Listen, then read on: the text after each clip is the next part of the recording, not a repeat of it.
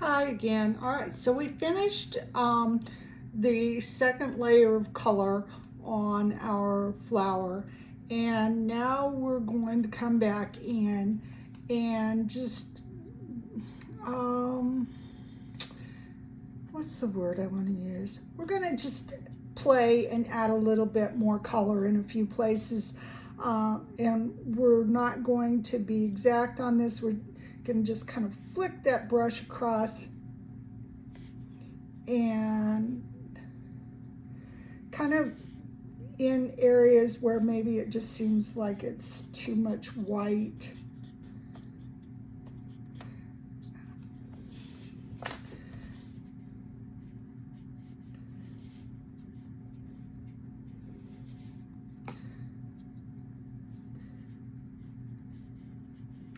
Don't want to lose all the light. Just in a few little places where it just feels like maybe it's a little too white. And there's something decided to be on the paper there.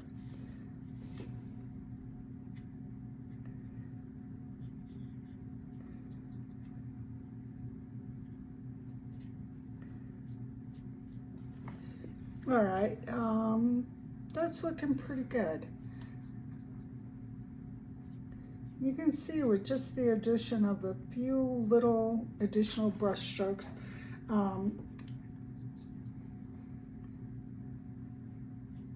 you can see I'm kind of putting them over the top of the areas that are purple.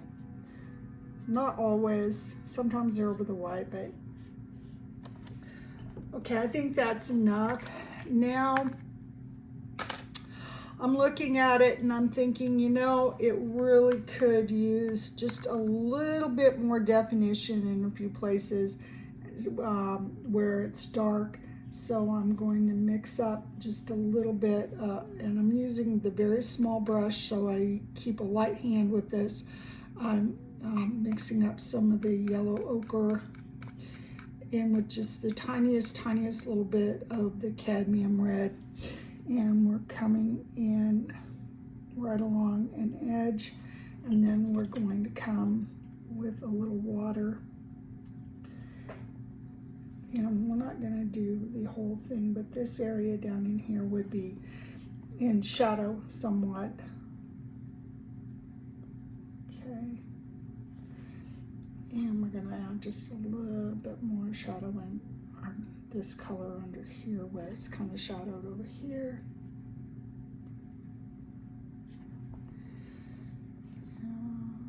Continue it on. All right, and I think we need just to bring it a little bit further on. We're into here. We're just adding plain water before it has a chance to dry and letting it run. And we're going to go ahead and get a little more water in our little bit more water in the paint, and we're going to come in here in this area, which would also be in the shadowed area. Okay, and we're going to just bring our water,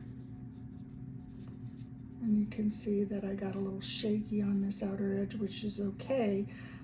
Over in this area I got a little shaky, so it's a little bit dotted, but that looks kind of cool to me. So we're going to leave that alone, and we're going to add just a little bit more up in here to define this petal from this petal. And look at it, see, does it need anything else? Add just a little tiny bit more water so it's a little bit lighter as we go out here.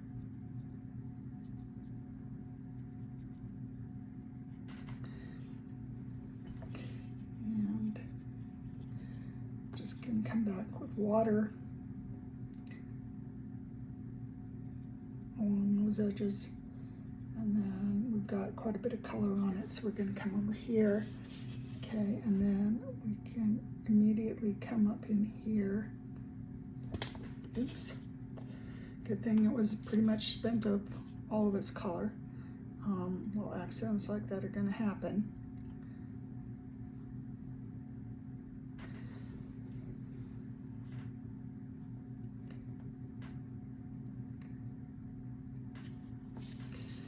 Okay, look at it again. See if you think it needs anything. I think it needs just a little bit more over in here.